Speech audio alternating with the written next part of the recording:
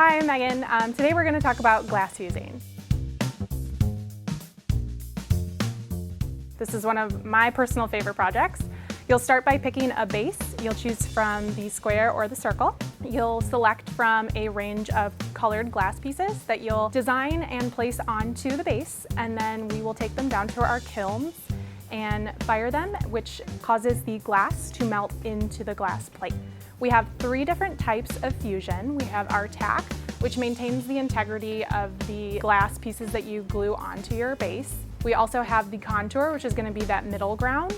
And then we have the full, which is fully melted into the glass. Another thing you can do to customize your piece even further is called slumping. What we'll do is we'll put it into a mold, and you can shape it into either a plate, a bowl, or a vase.